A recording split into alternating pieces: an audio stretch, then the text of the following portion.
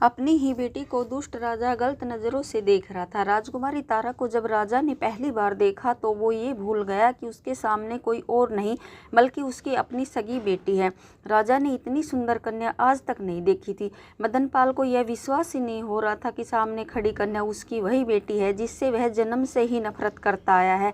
इतनी नफरत कि आज तक उसने उसकी शक्ल तक देखने गवारा नहीं था, पर आज जब पहली बार उसने अपनी बेटी को देखा तो उसकी अपनी शुद्ध बुद्ध खो बैठा और बस एकटक उसे ही देखे जा रहा था। राजा मदनपाल की आंखों में पिता का प्रेम नहीं बल्कि वो दुष्ट दरिंदा था जो अपनी सारी मान मर्यादा भूलकर गंदी निगाहों से राजकुमारी को घूरे जा रहा था। राजकुमारी को देख राजा मदनपाल के मुख से एक शब्द भी नहीं निकला और वहाँ से बिना कुछ बोले चुपचाप अपने सैन्य कक्ष में लौट आया।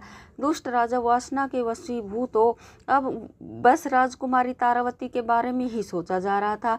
उसका दिमाग एकदम से शून्य पड़ गया था। रह रहकर उसकी आंखों के सामने तारावती का वही मुस्कुराता चेहरा आ रहा था। राजा को ऐसे ही बैठे बैठे पता नहीं कब रात से दिन और दिन से रात हो गया। उसके दिमाग से राजकुमारी तारावती की छवि हटी नहीं रही थी।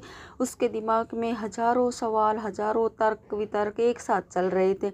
इधर बेचारी तारावती भी असमंजस में थी कि जिस पिता से मिलने को वो इतनी आतुर थी कि जिस पिता ने पैदा होने के बाद अपने जीवन में आज पहली बार देखा था और पहली बार मिली थी। पता नहीं क्यों उससे मिलने के बाद राजकुमारी को लेस मात्र भी खुशी नहीं हो रही थी।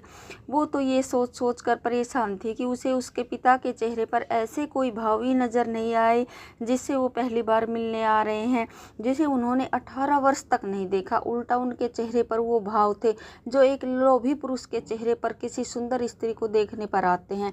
उधर जब राजा मदनपाल को यह एहसास हुआ कि सुबह हो चुकी है तो उसने तुरंत अपने नौकर को घोड़ा गाड़ी तैयार करने को कहा।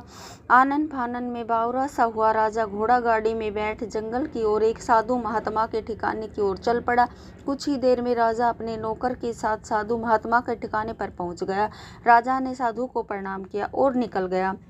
इतनी सुबह सुबह राजा को अपने पास आया देख थोड़े आश्चर्य से साधु बोले, वत्स आज इतनी सुबह सुबह कैसे आना हुआ? सब कुशल मंगल तो हैं? तब राजा मदनपाल महात्मा से बोला, हे साधु महाराज, कल रात से मैं एक छोटी सी उलझन में हूँ। राजा की बात सुनकर महात्मा जी बोले, बताओ वत्स ऐसी क्या उलझन है जो तुम्हें इतनी सुबह सुबह मेरे पास खींच लाई?